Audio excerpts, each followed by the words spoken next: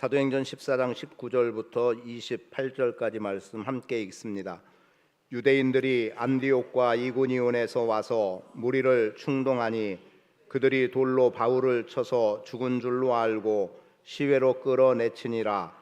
제자들이 둘러섰을 때에 바울이 일어나 그 성에 들어갔다가 이튿날 바나바와 함께 더베로 가서 복음을 그 성에서 전하여 많은 사람을 제자로 삼고 루스드라와 이고니온과 안디옥으로 돌아가서 제자들의 마음을 굳게 하여 이 믿음에 머물러 있으라 권하고, 또 우리가 하나님의 나라에 들어가려면 많은 환난을 겪어야 할 것이라 하고, 각 교회에서 장로들을 택하여 금식 기도하며 그들이 믿는 주께 그들을 위탁하고, 비시디아 가운데로 지나서 밤빌리아에 이르러 말씀을 버가에서 전하고 아달리아로 내려가서 거기서 배 타고 안디옥에 이르니, 이곳은 두 사도가 이룬 그 일을 위하여 전에 하나님의 은혜에 부탁하던 곳이라. 그들이 이르러 교회를 모아 하나님이 함께 행하신 모든 일과 이방인들에게 믿음의 문을 여신 것을 보고하고 제자들과 함께 오래 있으니라. 아멘. 편한 선교는 없다. 오늘 말씀을 대하면서 첫 번째로 떠올랐던 내용입니다. 우리가 주님의 일을 감당해 나갈 때 편하게 하고자 하는 마음을 갖고 주님의 일을 감당하지는 않지만, 그러나 혹 우리의 마음 속에는 좀 더 안전하게 주님의 일을 하면 좋겠다는 생각을 갖기는 합니다. 제가 교회에서 많이 들었던 내용들, 물론 저를 위해서 말씀하신 것이라고 봅니다만, 목사님 편하게 목회하시면 좋겠다라고 하는 얘기를 의외로 많이 들었습니다. 의외로 많이 들었어요. 그러면 제가 편하게 목회하지 못해서 편하게 목회하기를 바라시는 건가? 아니면 그냥 뭐 그럴 마음은 아니겠지만 적당히 하면 어떻겠냐, 이렇게 말씀하시는 것은 아닌가, 또 이렇게 받아들여 보기도 하고요. 그러나 분명히 적당히 하라는 의미는 아닐 것 같은데, 다만 좀 편안한 목회를 했으면 좋겠다라고 하는 데는 또 다른 이유들이 있는 것 같아요. 그냥 지금까지 오던 그대로 그냥 가면 좋지 뭘 굳이 바꾸려고 하고 변화시키려고 하느냐, 뭐 이런 의미도 담겨 있을 것 같습니다. 지금까지 오던 거, 그걸 다른 말로 말하면 그냥 굴러가는 대로 가면 되지 굳이 그것을 어떻게 해보려고 할 이유가 있겠냐라고도 받아들여지게 되는데, 제가 오전에도 말씀드렸던 것처럼 제 스스로에 대해서 이렇게 무너뜨리는 것 가운데 하나가 제가 생각하고 뜻한 대로 되지 않아서가 아니에요. 꼭 그런 목적은 아닙니다. 다만 저런 생각이 과연 그리스도인들에게서 나와야 되는 생각인가, 또 그리스도인들이 저런 마음을 가져야 되는가라고 생각할 때는 거기서 사실은 적지 않은 갈등이 일어나죠. 왜냐하면 그리스도인이라고 하면 그래도 상대를 먼저 생각해 보는 태도들이 필요할 텐데, 자기 이기적인 생각 속에서만 머물러 있는 경우들이 있고, 또 상대의 지금 형편과 처지를 전혀 돌아볼 생각을 하지 않고 지금의 자기의 위치와 기준으로만 자꾸 상대를 이렇게 저울질하려고 하는 일들이 있는 것을 보게 되죠. 뭐 청소를 하나 해도 마찬가지예요. 왜 저렇게 하냐, 이렇게 될 수가 있는 부분들이 눈에 보여지기도 합니다. 그러다 보니까 이제 내 기준에 안 맞으면 다 잘못된 것처럼 여기게 되는 일들이 없지 않아 있는 거죠. 그러면 그런 걸 차치하고라도 주님의 일이라고 하는 부분에서 사실 저는 개인적인 내용이지만 편하자고 목회하겠다는 그런 마음을 가져본 적 없고, 다만 편함은 아니지만 이런 생각은 해봤어요. 내가 굳이 스트레스를 받으면서까지 목회를 해야 할까라고 하는, 그래서 스트레스 받으면서는 목회하지 않는다, 이런 생각을 했던 건 뭐냐면, 굳이 어떤 상황과 환경들에 의해서 내가 그것 때문에 스트레스 받고 내가 힘을 잃어버리면 안 되겠다는 생각을 해서 가능하면 그렇지 않은 모습으로 사역을 감당하고자 하는 마음은 갖고 있지요. 뭐 목회나 또는 지금 선교로 표현되어지는 선교나 조금도 다를 바 없을 것 같습니다. 또 여러분의 신앙생활도 마찬가지죠. 물론 성도들에게는 어떤 부분은 편하자고 신앙생활하는 부분이 있기도 하고, 그냥 어떤 위로의 이야기나 듣고 그냥 좋은 귀에 들려지게 좋은 소리나 들으면 좋겠다, 뭐 이런 경우들도 있을 수 있기 때문에 구원과 상관없이 교회 생활하는 사람들도 없지 않아 있습니다. 그러나 지금 이 자리에 함께한 여러분들은 구원의 문제가 가장 중시됐고 우선시돼 왔기 때문에 여러분들도 믿음 생활을 할 때 그냥 내가 편안하게 또는 안일하게 신앙생활해도 되겠다라고 생각하는 분은 없을 거라고 봅니다. 그만큼 여러분들의 신앙생활이 어쩌면은 막 조여지는 것 같을 수도 있고, 그리고 정말 복음에 대한 분명한 확신이 없으면 내가 굳이 왜 이렇게 교회 생활을 해야 되지 또는 신앙생활을 해야 되지 하는 이러한 갈등의 문제가 일어나질 수도 있습니다. 지금 사도 바울이 어떻습니까? 바나바와 함께 안디옥 교회에서 파송을 받아서 그래서 이제 복음의 말씀을 전하는 대로 나가는 거예요. 복음의 말씀을 전하는 대로 나가고 또 하나님께서 그렇게 명령해서 되어지는 일이라면 어떤 불편도 없고 순탄하게 일이 진행되면 좋을 것 같은데 일이 그렇게 호락호락하지 않습니다. 복음의 열정은 있고 그래서 복음은 열심히 전하고 있지만 그 뒤에서는 끊임없이 사도 바울을 죽이려고 하는 세력들이 있었습니다. 지금 본문에 표현된 건 아니지만 사도 바울을 죽이려고 하는 사람들이 얼마나 있었냐면, 우리가 저를 죽이지 않으면 먹지도 않겠다라고 결의한 사람들이 40여 명이 있을 정도였습니다. 그러면 사도 바울의 지금 생명은 복음을 전한다는 이유 때문에 적지 않은 위협에 놓여 있는 거고, 말 그대로 자칫하면 죽게 되는 상황이 되어지는 거죠. 자, 19절의 말씀을 한번 볼까요? 무엇라고 기록합니까? 유대인들이 안디옥과 이고니온에서 와서 무리를 충동하여 그들이 돌로 바울을 쳐서 죽은 줄로 알고 시외로 끌어내치니라. 얼마나 바울에게 돌질을 했으면 아마도 기절했던 것 같아요. 그러니까 이제 더 쳐봐야 이미 죽었다라고 아마 이렇게 판단을 하는 정도였죠. 그러니까 바울에게 돌을 던진 사람들이 있었는데 지금 바울이 죽은 줄 알고 도시 밖에다 내버린 겁니다. 그럼 이럴 정도의 고난이 복음을 전하면서 겪어야 될 고난일까? 아니 그렇다면 뭐로 굳이 이 길을 걸어가야 될까? 이 생각할지 모르겠지만, 그러나 바울은 그런 상황에서도 어떻게 합니까? 20절에 보니까 제자들이 둘러섰을 때 바울이 일어나 그 성에 들어갔다가 이게 또 자기를 쳐 죽이려고 했던 무리들이 있는 그 성으로 다시 또 들어갔어요. 그리고 그 다음 날 바나바와 함께 더베로 갔다라고 말씀하고 있습니다. 아니 돌로 쳐서 죽은 줄 알고 내버렸는데 다시 그 도시로 들어갈 이유가 뭐겠어요? 그런데 사도 바울은 다시 들어갔어요. 다시 들어가서 아마도 뭔가 더 해야 될 일이 있다고 생각했겠죠. 그리고 뭔가 정리가 됐을 때 다시 더베로 가서 복음을 전했더니 복음을 듣고 믿은 사람들이 많았다라고 성경은 기록하고 있습니다. 그래서 여러분과 함께 오늘 말씀 속에서 보기 원하는 것은 마땅히 겪어야 할 고난을 한번 생각해 봐야 되겠습니다. 왜냐하면 바울도 그 말을 하고 있거든요. 22절에 보면 제자들의 마음을 굳게 하여 이 믿음에 머물러 있으라 권하고 또 우리가 하나님의 나라에 들어가려면 많은 환난을 겪어야 할 것이라, 이렇게 교회에다가 말하고 있는 것들을 본다면 지금 사도 바울이 갖고 있는 마음의 중심은 복음 때문에 마땅히 고난은 있다. 그리고 그 고난은 겪어야만 한다. 그리고 그 고난에 대해서 당연히 이겨야 된다고 생각을 했겠죠.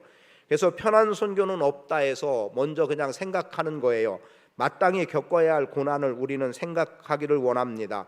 그래서 복음 때문에 겪게 되는 어려움들은 이건 마땅한 거다라고 생각하면 돼요. 내가 무엇을 할 때 얼마의 수고가 필요하고 필요하면 또 경제적으로도 얼마가 필요하고 여러 가지 있을 수 있잖아요.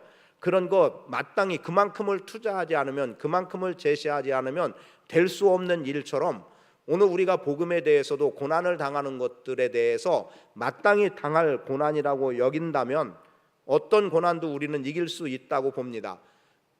우리가 단순히 생각할 때 왜 이런 고난을 당해야 되지? 주님의 일을 하고 있는데 왜 주님은 돕지 않으시지? 내가 이러려고 했나? 이런 생각이 들어가면 어떻게 사역을 감당하겠습니까? 그러니까 오늘 우리가 주님의 일을 감당할 때에는 당연히 마땅히 겪어야 할 고난을 전제하고 살아가면 좋겠습니다. 아브라함 경우 하나님께서 아브라함을 부르셔서 말씀을 쫓아갔다고 성경은 기록해요.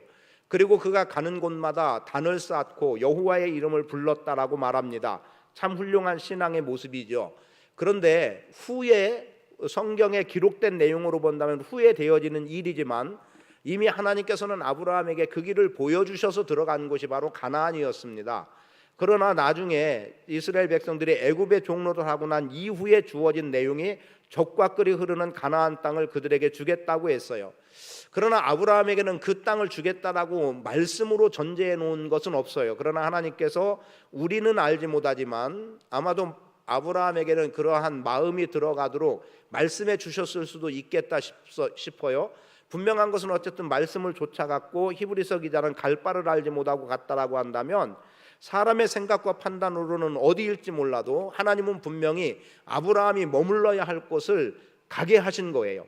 그래서 말씀대로 갔더니 여기에 머물렀다가 뭡니까? 거기가 가나안이었어요.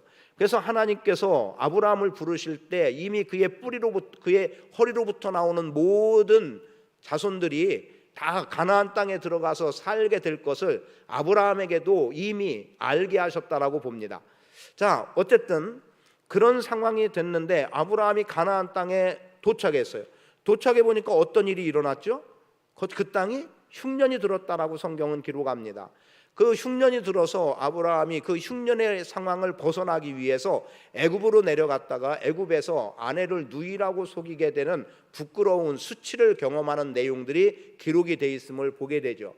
그러니까 여호와의 말씀을 쫓아갔던 그 쫓아감이 어디까지였느냐? 최소한 한 단계로 본다면 아브라함은 가나안 땅까지 가는 데에는 가나안에 들어가기까지는 여호와의 말씀을 쫓아갔어요. 추측컨대 여호와의 말씀을 쫓아서 간 그 가나안 땅이 풍년의 땅이 아니었고 마땅히 살만한 땅이 되지 못했던 거였죠. 흉년이 들었단 말이에요. 아니 하나님께서 나보고 본토 친척 아비집을 떠나라 해서 떠났고 또 말씀해 주셔서 말씀을 따라서 왔는데 와보니까 흉년이 든 땅, 그러면 나보고 어떻게 살라는 것이지? 라고 거기서 아브라함은 머물렀던 거예요.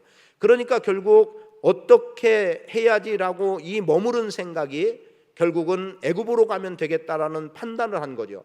이거는 하나님의 말씀을 쫓아간 게 아니라고 봅니다. 하나님의 말씀을 쫓아갔다면 애굽에서 환대를 받음과 함께 아내를 누이라고 소개해야 되는 부끄러운 수치를 경험할 일이 없는 거예요. 그런데 그 일을 경험하게 했다는 것은 아브라함이 가나안에서는 흉년을 본 거죠. 말씀을 쫓아가다가 흉년을 보니까 더 이상 말씀은 들리지 않고 말씀은 보이지 않고 흉년만 보이는 거예요. 그래서 주님의 일을 감당하는 우리들이 경건함으로 살아가야 되는 이유, 그리고 늘 말씀과 기도로 동행해 나가야 되는 이유가 뭐냐면 그게 잠깐 멈춰지는 순간 우리는 헛된 길로 가기가 쉬운 거예요. 하나님이 지시하지 않은 곳으로 가고 하나님이 말씀하지 않은 말씀을 따라가는 이러한 일들이 우리 안에 있게 된다는 거지요. 그래서 저는 여러분들이 겪게 되는 어려움들, 신앙생활을 하는 것으로 인해서 겪게 되는 어려움들이 있다고 하면 특히 오늘 우리는 그런 어려움을 사실은 말할 수 없는 처지죠. 왜냐하면 복음을 전해봐야 뭘 이런 얘기를 하죠. 복음을 전하다 수치를 당하는 게 뭐가 있느냐는 거죠. 이렇게 돼버리면 아무런 할 말이 없는 존재일 수밖에 없겠지만, 그러나 그럼에도 주님의 일을, 주님을 섬김을, 주님의 몸된 교회를 섬겨나가는 이 일을 감당함에 있어서 당하는 어려움 당연하다고 여기십시오. 이 고난은 내가 신앙생활에 부득이 따르는 거다, 당연한 거다라고 하면 거기에는 원망도 있을 이유가 없고 다른 사람에게 불편을 줘야 될 이유도 없고 아무런 그런 이유가 없는 거예요. 왜요? 당연한 일이니까. 당연하다고 해서 체념하라는 의미는 아닙니다.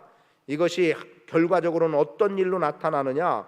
로마서 8장 18절에 현재의 고난은 장차 나타날 영광에 좋게 비교할 수 없도다라고 하는 말씀에 비추어 볼 때 지금 우리가 당하는 고난이 당연하다, 마땅하다고 여기면 이것보다 더한 영광은 우리에게 마땅히 따르는 겁니다. 마땅한 고난에 마땅한 영광, 이에 합한 고난에 이에 합한 영광이 우리에게 따르게 되는 거예요. 그게 보여지기 때문에 우리는 주님의 일을 감당할 수 있고 주의 길을 걸어갈 수 있고, 하나님께서 이 길을 가라 하면 이 길을 가고 저 길을 가라 하면 저 길을 갈 수 있는 게 바로 오늘 우리 안에 당하는 어려움보다 더한 영광이 우리 뒤에 반드시 따라오기 때문에 가능한 일인 것을 우리는 알아야 합니다. 이런 말이 적합할지 모르겠는데 쇼생크 탈출이라고 하는 영화가 있어요. 은행가가 자기 아내를 하고 정부를 죽인 것으로 누명을 써서 감옥에 갇혀서 한 20년 정도의 감옥 생활을 해요.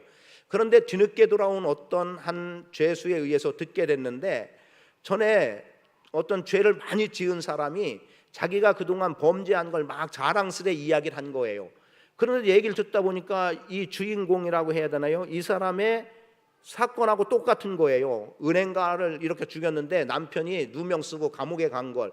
그러니까 이 소리를 듣고 이제 교도소장에게 얘기지만, 교도소장은 이미 아주 불의하고 이 뭐라고 해야 합니까? 돈을 이렇게 뭐라고 해요? 착취도 아니고 뭐라고 해야 됩니까? 어쨌든 돈을 아주 부정하게 모아요. 이 은행가의 도움을 받아서. 그런데 이 교도소장이 받아들이질 않는 거예요. 그런데 나중에 이제 그동안 탈출 계획을 하고 벽에 이제 그 감옥에 여인 사진 큰 거 하나를 붙여 놓고 그 뒤쪽을 계속 파게 된 거예요. 그런데 지금 제가 얘기하려고 하는 거는 탈출하는 과정에서 2m 정도 되는 밧줄을 원했던 거예요. 그 감옥에 있던 같은 동료에게. 그러니까 그들 마음속에 어떤 생각을 했냐면, 이런 자기에게 좌절이 오니까 이제는 스스로 목을 매 죽으려고 하는가 보다. 그런데 밧줄을 준 사람은 그런 내용을 모르고 준 거 아니에요. 그런데 같이 가깝게 지냈던 사람들은 다 한결같이 생각이 죽을 거라고 생각한 거예요. 아니나 다를까 다음 날 아침에 조모를 하는데, 지난밤에는 조모에 대답을 했는데 다음 날 조모를 하는데 안 나온 거예요. 그래서 이제 그 조모하는 교도관이 화가 잔뜩 난 채로 이제 가보니까 놀라운 일이 일어난 거죠. 뭡니까? 사람이 없는 거예요. 사람이 없는 거예요. 이미 탈출을 한 거죠. 그런데 이 그 과정 속에 보여진 내용이 뭐냐면, 2m 되는 줄이 왜 필요했냐면 교도소장을 계속 속인 겁니다. 몰래 장부를 따로 만들고 자기가 만든 가상 계좌에다가 한 10여 군데 되는 데다 돈을 다 옮겨 놓은 거예요. 옮겨 놓게 한 거예요. 그러니까 교도소장은 그걸 모른 거죠. 지금 작성한 장부를 계속 바꿔치기 하는 거예요. 그렇게 해서 이제 나중에는 전부 자기 것이 되는데, 그 뭔가 기록해 놓은 그 장부, 이것을 매달고 가기 위해서 발목에다 매달아요.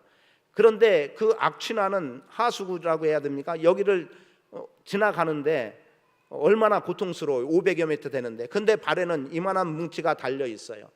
그런데 그 달려 있는 그 덩어리가 불편할까요? 해치고 나가는데 적지 않은 불편이죠. 그런데 이 사람이 그걸 불편하게 생각하겠느냐고요. 이게 있으면 내 장래가 보장이 되는 거예요. 수십억이 지금 자기 손에 들어오는 거예요. 그러니까 발목에다 그 덩어리를 달고도 마치 쇳덩어리를 단 것 같은 거겠죠. 그런데도 기꺼이 그걸 감수하고 가는 이유가 뭐예요? 지금 이거 달고 가는 고난은 고난이 아닌 거예요. 불편은 불편이 아닌 거예요. 왜요? 이 장부가 자기의 내일을 보장하는 게 되는 거예요. 그래서 나중에 멕시코 어디 근경 행콕이라는 어디 도시에서 다른 데로 이제 가는데, 한 섬으로 갔는데 그 동료 하나에게도 얘기를 해주죠. 그런 얘기를 해요. 그리고 당신에게 내가 줄 게 있다고 하고, 죽기 전에 죽으려고 이제 다 죽으려고 생각했던 걸로 아니까 전에 자기가 어디로 가봐라, 당신에게 줄 게 있다. 그래서 이 사람은 이제 나중에 이제 감형을 받나요? 그래서 나오게 되는데 거길 찾아가 봅니다. 그 얘기를 들어보고.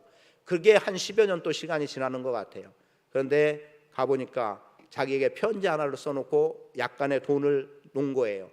결국 이 죄수가 어떻게 했을까요? 가석방인데 그 사람에게로 가는 거예요. 거기에는 자기들이 살 길이 있는 거죠. 거기에는 수십억이 돈이 함께 있었던 동료에게 있는 거고. 덩어리, 짐덩어리, 뭐 길게 했습니다만 이게 짐덩어리가 아닌 거라는 거죠. 이거는 자기의 생명인 거예요. 오늘 우리가 복음을 증거함에 있어서, 주의 일을 함에 있어서 고난이라고 여겨지는 것, 고난 덩어리라고 생각하지 말고 이것은 나의 영광이라고 본다고 한다면 우리는 주님의 일을 힘있게 감당해 나갈 수 있으리라고 봅니다. 그래서 편한 선교는 없다. 고난이 있으면 있는 만큼 영광으로 나타나게 된다라는 거예요. 사실은 바울은 적지 않은 고난이었죠. 육체적인 고난이 있었잖아요. 그 육체의 고난은 뭡니까? 죽이려고 하는 거고, 지금 같은 경우는 돌로 쳐서 다 죽은 줄 알고 내버려두는 정도의 고난. 그에게는 또 내적인 고난이 있었어요. 육체의 고난은 외적이지만 내적인 고난은 뭐였습니까? 로마서 9장에 보면 내 동족이 주님을 믿는다면, 그 길만 열린다면 나는 차라리 지옥에 가도 좋겠다라고 할 만큼 자기 동족에 대한 사랑이 있었어요. 그런데 이 동족이 믿음의 안에 서지 못하니까 그거로 인한 고통, 이거는 말할 수 없는 고통이라고 말합니다. 어찌 보면 외부로부터 오는 고통은 견딜 수 있는데 내면에서 일어나는 고통은 견디기 어려운 걸 수 있는 거예요. 이런 고통이 있어도 그 고통 이후에는 분명히 영광이 있다라는 거죠. 그래서 사도 바울은 21절의 말씀에 보니까 여전히 복음을 전하고 있더라는 거예요. 그래서 복음을 그 성에서 전하여 많은 사람을 제자로 삼았다. 더베에 가서 그렇게 삼은 겁니다. 그리고 이제 루스드라와 이고니온과 안디옥으로 들어갔다라고 말하고 있어요. 그리고 사람들의, 제자들의 마음을 굳게 해서 믿음에 있으라고 말하죠. 자, 여전히 전하는 복음 속에서 사도 바울은 교회에 대해서는 격려를 합니다. 그 격려는 고난 마땅히 겪어야 된다는 것이고, 그리고 격려는 마음을 강하게 하라는 거예요. 그리고 믿음에 굳게 서라는 거예요. 믿음에 머물러 있으라는 거예요. 이게 오늘 우리에게 주시는 말씀입니다. 하나님께서는 믿음으로 살아가는 우리들, 그리고 요즘은 더더욱 교회에 대해서 사회적으로도 인식이 참 안 좋기 때문에 오히려 예수 믿는 것을 부끄러워하는 사람들이 많이 있다는 거예요. 그리고 놀라운 거 하나를 제가 유튜브를 통해서 봤는데 사실인가 모르겠어요. 그게 뭐냐면, 나는, 그러니까 예를 들면 이제 침례 교인이면 이런 거예요. 난 예수 믿고 구원받아서 침례 받았는데 이 침례 받은 거 거부한다는 거예요. 그래서 나는 이것을 버리겠다라는 서약서를 쓰고 그걸 또 뭐 증명으로 나타내고, 이런 것들이 지금 인터넷상에서 떠돌고 있다는 거예요. 그러니까 구원을 포기하는 거죠. 나는 예수 안 믿는 사람으로 가겠다, 이렇게 바꾼다는 거예요. 이런 지경이 지금 현 시대에 우리 안에 일어나고 있다라고 하는 거죠. 그러면 우리가 가져야 될 건 뭡니까? 고난이 와도 마음을 강하게 하는 겁니다. 마음으로야 그래, 영광이 따른다라고, 도리어 영광이 있다라고, 그렇게 장차 나타날 영광 보는 것이 되겠고요. 믿음은 어떻습니까? 견고하게 머물러 있어야 되는 거예요. 마음은 강하게 하고 믿음은 말 그대로 믿음 안에 여전히 머물러야 된다. 믿음에서 파선하면 안 된다. 믿음에서 파선하면 안 된다. 이미 앞에서 보았던 마가 같은 경우는 어땠다고요? 그가 어떤 이유로든 지금 선교 여행이 어려우니까 뒤돌아갔던 과거가 있잖아요. 우리는 끝까지 믿음으로 이기고 승리하는 자로 걸어갈 수 있기를 바랍니다.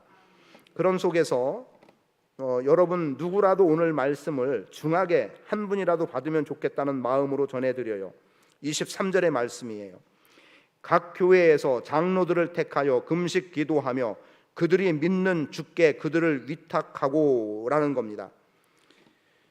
여러분, 제가 현재 조금도 오해 없이 들으세요. 제가 담임 목사예요. 제가 여러분에게 이 목회를 맡길 만한 누가 있을까요? 사람이 사람에게 맡긴다고 한다면 제가 정말 지금 내가 하는 이 목회의 일을 우리 성도님들 중에 누군가에게 맡겨도 좋다. 그러면 제가 혹시 이렇게부터 질문해 보면 어떨까요? 제가 맡겼어요. 그러면 정말 기쁨과 감사로 그 일을 맡아서 감당할 사람이 있겠는가? 또 다른 말로 말하면 이런 것도 있는 거죠. 여러분 중에 누군가를 이 강단에 세워서 설교하게 한다면 여러분은 그를 여러분이 표현하는 대로 주의 종으로 믿고 그렇게 믿음으로 따를 그러한 마음의 중심이 있는가? 어쩌면 굉장히 파격적인 소리처럼 들릴지 모르겠습니다만 제가 전에부터 표현했던 내용 중에 하나는 그런 거였죠.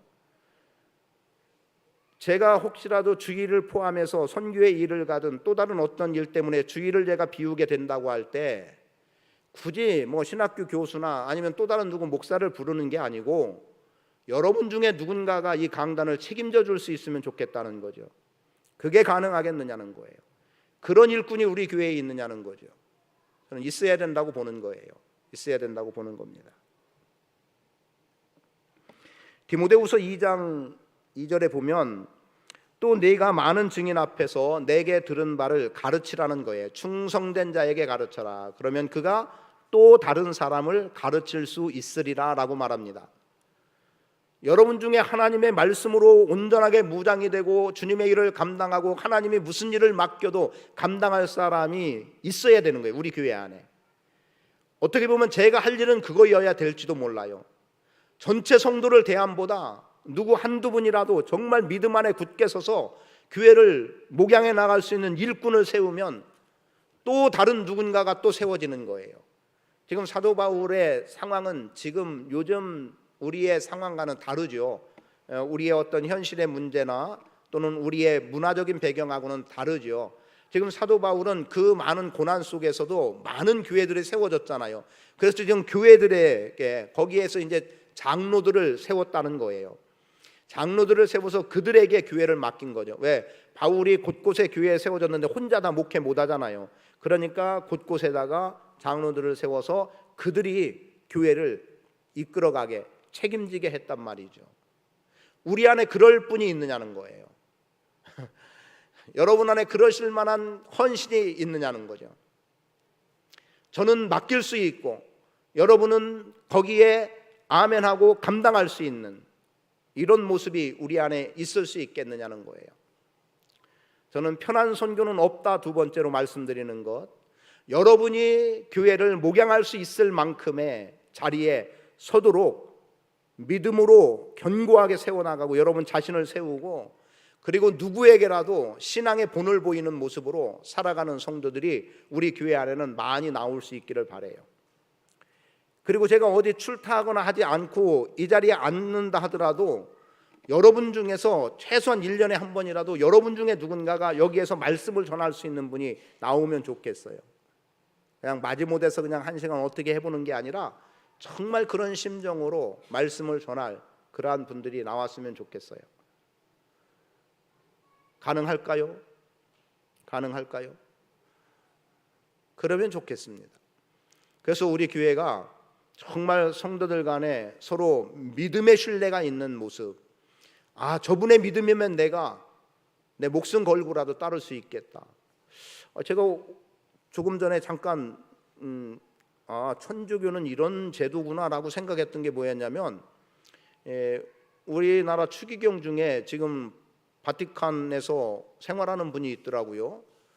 그런데 그가 추기경으로인가 이렇게 그 뭐라고 하는 용어는 모르겠는데 세워지게 될 때 그 교황 앞에서 뭐라고 얘기를 했는가를 물으니까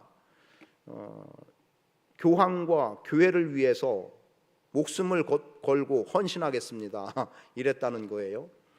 교황과 교회, 우리는 주님과 교회를 위해서 목숨을 내놓는 헌신을 이야기하지 교황에게 목숨을 걸고 헌신하겠다. 여기는 이런 거구나. 이제 제가 오늘 알게 됐어요. 유퀴즈에 나오는 내용이었어요. 여기는 교황에게 이렇게 말하는구나, 충성을 맹세하는구나라는 생각을 했죠. 여러분, 오늘 우리가 목사한테 충성하는 사람 있나요? 원치도 않고요, 해서도 안 될 일이에요. 이미 그걸 봤잖아요. 바나바와 바울이 어때요? 그 루스드라에서 발 걷지 못하는 사람 고쳤더니 제우스다 헤르메스다 하면서 섬기려고 하잖아요. 만약에 그때 그래 내 능력으로 이렇게 됐다고 하면 이미 고난보다 더한 영광 받는 거죠. 근데 바울과 바나바는 그걸 거절하잖아요. 못하게 하잖아요. 그리고 더한 고난으로 가다 보니까 지금 죽은 줄 알고 내버려지는 지경까지 가잖아요. 이게 그리스도인인 겁니다. 이게 믿음으로 사는 사람이고 이게 복음으로 사는 사람인 거예요. 중간에라도 조금이라도 내가 영광을 차지하려고 어떤 일을 해서도 안 되는 거예요. 그래서 무겁지만 여러분 장로님들이라고 표현하진 않겠어요. 그러나 본문은 장로, 여기서는 물론 나이가 많은 연장자의 개념이 많이 들어가 있습니다만 우리 교회를 정말 맡길 수 있는 그런 누군가가 있으면 좋겠어요. 제가 개척한 지 얼마 지나지 않았는데 어느 주일에 7명인가의 외부 사람들이 왔어요. 그래서 예배 끝나고 나서 이제 얘기를 하는데 이분들이 2년 정도 지금 교회에서 나온 거예요. 나왔는데 한 20여 명이라고 그래요. 그 중에 그래도 대표라고 생각되는 사람 한 7명이 온 거예요. 6명이 7명이 왔어요. 그러면서 자기들이 2년 동안 자기들끼리 모이면서 11조를 포함한 헌금이 이만큼이 비축이 돼 있는 거예요. 그런데 저는 그때 빚으로 개척을 했기 때문에 은행에 빌린 돈이 많아요. 이 돈이면 단번에 빚을 다 해결할 수 있는 돈이에요. 그런데 이분들의 얘기 중에 윤석전 목사님 이야기를 하는 거예요. 제 마음속으로 이 사람들은 아니다라고 이제 선을 그리게 됐죠. 그렇게 해서 이제 그분들은 왜 저희 교회로 왔냐면 침신대 교수 한 분이 저를 소개한 거예요. 그쪽 그들이 믿는 신앙생활을 했던 그 배경은 저의 말씀하고 맞을 거라고 본 거예요. 그래서 저를 아주 잘하는 분이 소개를 한 거예요. 그래서 또 그분이 또 거기 출신이기 때문에 그걸 믿고 저한테 왔던 거예요. 그런데 그들에게는 윤석전 목사님 같은 성향은 아닌 거죠. 쉽게 말하면 한마디로 아닌 거예요. 그러면서 그 얘기를 하길래 이분들은 아니다. 저는 이 성향도 저 성향 이런 것도 성향도 아니겠지만, 그러나 저는 이것도 부인하지 않고 저것도 부인하지 않는 신앙에서 지금 그렇게 기도하고 하는 열정적으로 기도하는 걸 거부할 일이 없잖아요. 그렇다고 양다리를 거친다는 의미가 아니에요. 말씀과 기도가 잘 조화 있게 가야 되는데 아마도 그들의 판단은 좀 달랐던 것 같아요. 그래서 이들은 아니구나 했고 자연스럽게 그들과는 갈 수 없는 상황을 만들어졌죠. 얼마 지나지 않아서 접한 내용은 후배지만 저보다 나이가 좀 많은 분이 있어요. 근데 그 분이 목회하는 교회로 갔는데 교회가 어지러워졌다는 소리를 들었어요. 왜냐하면 뭉텅이로 왔기 때문에 그래요. 한두 명이 온 게 아니라 20명이 넘는 사람이 한꺼번에 오니까 그때 제가 표현도 했습니다만 굴러온 돌이 박힌 돌 뽑아내는 격이 돼버리는 거예요. 그래서 그분이 굉장히 어렵게 목회를 하다가 지금은 저 전라도 어디 쪽으로 가서 목회를 하는 것으로 알고 있어요. 만약에 그분들이 저에게 와서 같이 신앙생활했다고 하면 제가 겪을 어려움이었을 수도 있어요. 그러니까 하나님께서 그런 분별을 주시기도 하고, 자 여러분들, 그들은 그들이 모인 거예요. 교회로 모였다고 하지만 그들은 자기의 이기적인 중심으로 모였기 때문에 결국 어느 한 교회에 가서 교회를 어지럽히는 세력이 되고 말았던 거죠. 오늘 저는 여러분들이 그런 세력을 만드는 사람이 아니라 정말 교회를 위해서 헌신하는, 생명을 걸 수 있는, 그래서 여기 장로들에게 맡김같이 여러분에게 교회를 맡길 수 있는 그러한 성도들이 많으면 좋겠습니다. 그래서 여러분들이 각자가 다 여러분의 위치에서 교회를 위해서 헌신하고 감당하는 일들 많았으면 좋겠어요. 사도들의 희생 속에 장로들의 섬김이 있던 것 아니겠어요? 오늘 우리 교회에 목회자는 주님의 몸된 교회를 위해서 희생하는 정신으로 사명 감당하고, 그리고 교회는 또 거기에 따른 섬김 마땅히 필요하고, 그 섬김도 좀 크게 표현하면 희생이 따르는 섬김 있다고 한다면 교회는 분명히 건강하게 힘있게 움직여 나갈 수 있다고 믿습니다. 택하여 지명하여 세웠다는 것 아닙니까? 말씀에 보니까 뭐라고 해요? 택하여라고 말하고 있어요. 택하여, 장로들을 택하여, 이게 지명하여 세웠다는 얘기입니다. 오늘 이사야 43장 말씀을 계속하게 되네요. 거기에도 내가 너를 지명하여 불렀나니 너는 내 것이라. 여러분, 지명하여 부름받은 자이기 때문에 주님의 몸된 교회 감당할 수 있는 겁니다. 그렇게 섬겨나갈 수 있기를 바랍니다. 이 뒤에 이제 내용이 참 아름답게 나옵니다. 이제 사도 바울은 안디옥에 가서 그들이 이룬 일을 보고하게 되는 거예요. 쉽게 말하면 선교 보고입니다. 26절에 보니까 거기서 배 타고 안디옥에 이르니 이곳은 두 사도가 이룬 그 일을 위하여 전에 하나님의 은혜에 부탁하던 곳이라. 이들을 안수하여 파송했던 곳에 온 거예요. 그들이 이르러 교회를 모아서 하나님께서 행하신 모든 일과 이방인들에게 믿음의 문을 여신 것을 보고했다는 겁니다. 쉽게 말하면 선교 보고했고요. 28절은 제자들과 함께 오래 있으니라. 아마도 요즘 선교사들에게 표현한다면 안식일 맞은 거죠. 안식년 개념이었던 것 같아요. 그러니까 이게 될까 했는데 된 거예요. 왜요? 하나님의 일이니까 된 거예요. 하나님의 행하게 한 거기 때문에 된 거예요. 자, 죽음의 위기들이 있고 가진 고난이 있는데 이게 가당한 일일까? 그리고 그냥 한 곳에 오래 머무는 것 아니고 잠깐 복음 전하고 또 다른 데로 옮겨가는데 교회가 곳곳에 생겨진다고? 야, 그렇게 쉽게 생겨지는 교회가 교회야? 이렇게 될지 모르지만 교회는 세워졌어요. 그런데 그렇게 쉽게 생겨진 것 같은 교회지만 충성된 일꾼이 있었어요. 장로가 있었어요. 그 세워진 장로들이 이 교회를 책임지고 맡았습니다. 이런 보고가 얼마나 사도 바울에게 있어서 감격적이었겠습니까? 야, 내가 전한 복음으로 교회가 생겼고 그건 하나님이 지시한 일. 그래서 사도 바울은 제가 지금 내가 전한 복음이라고 표현했지만 뭐라고 말해요? 하나님이 함께 행하신 모든 일이라고 말해요. 하나님이 행하신 일이라고 말하고 있는 거예요. 얼마나 감격스러웠겠어요. 그리고 안식을 경험하는 겁니다.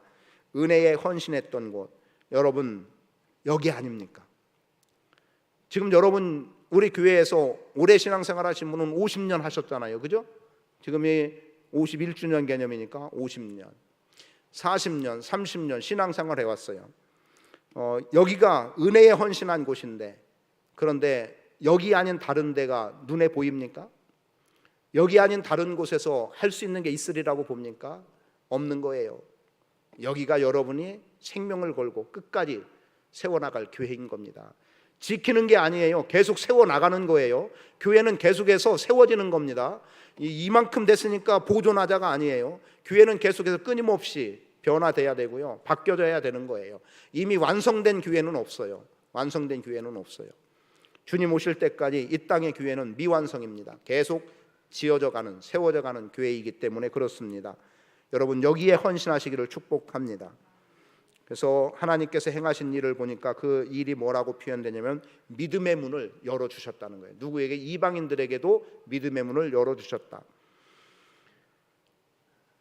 요한계시록 3장 8절에 보면 빌라델피아 교회에 대해서 한 말씀 중에 열린 문을 주었다라고 말합니다.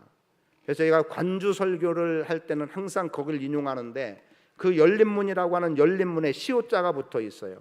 그리고 거기에는 세 구절인가가 성경 구절이 기록되어 있습니다. 그 중에 하나가 본문 사도행전 14장 27절, 골로새서 4장 3절, 그리고 또 뭐 고린도 후서 말씀인가요? 여러 군데 있어요.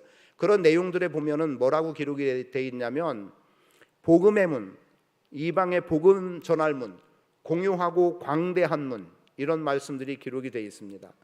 그러니까 지금 여기다 믿음의 문은 이미 주님이 열었어요. 여셨고요. 광대하고 유효한 문이라고 한 것은 효과적으로 일할 수 있는 큰 문이라고 우리말에서는 번역해 놨어요. 그러니까 여러분 주님의 일을 감당하고자 헌신하면 효과적으로 일할 수 있는 큰 문을 하나님께서 여러분에게 열어주시는 거예요. 우리 교회에 열어주시는 거예요. 믿음의 문도 열어주시고 복음의 문도 열어주시고 전도할 문도 열어주시고, 그래서 그 열린 은혜 속에 우리는 사명을 감당해 나갈 수 있는 겁니다. 효과적으로 일할 수 있는 큰 문 우리 안에 열려지기를 축복합니다. 이것은 생각하기 나름이겠어요. 여러 가지 어느 게 효과적인지를 하나님께서 우리에게 보여주리라고 믿습니다. 결국은 열매를 보게 하신 거죠. 생명의 위협에도 갖은 고난에도 사명을 감당했더니 하나님께서는 열매를 보게 하셨어요. 이방인에게 믿음의 문을 열게 하셨어요. 금전 계획 속에서 하나 세워진 게 이제 10월 달에 몽골에 이동신학교 강의는 한 3년 전부터 계속 제안이 들어왔었어요. 그보다 좀 더 된 것 같네요. 그래서 이제 사역을 감당해 나감에 있어서 일정을 물었더니 일정이 보통 일정이 아니고 공항에서 내리자마자 픽업을 하는데 차를 타고 700에서 1000km 이동을 해 간다는 거예요. 그러니까 그날부터 밤새 가는 거예요. 가가지고 그 다음 날부터 강의를 하고, 그리고 목요일 날 밤에 다시 이제 울란바토르로 밤새 또 600에서 1000km 이동해 와서 그냥 비행기 타고 오는 게 일정이라는 거예요. 여기 그런 일정을 겪어본 적이 없어요. 그래서 아가페 교회도 좀 한번 들려볼까 하고 그 시간을 낼 수 있냐고 했더니 그것도 안 된다는 거예요. 그냥 공항에서 갔다 공항으로 온다는 거예요. 픽업하는 봉고차 정도가 되겠죠. 그걸로 한 600에서 1000km, 700에서 1000km 뭐 이동해 간다는데, 그래서 이동신학교예요. 한 곳에 머무르는 게 아니라 신학교가 움직여 가는 거예요. 그러니까 도심 외곽 지역에. 근데 수십 명의 신학생들이 교육을 받고 그러더라고요.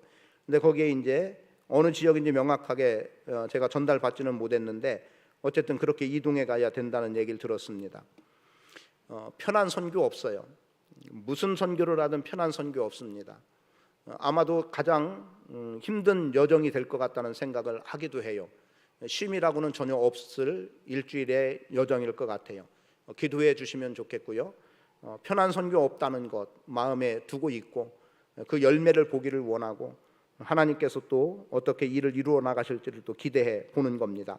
하나님이 믿음의 문을 열어주시고 하나님이 행할 일을 보이시는 거예요.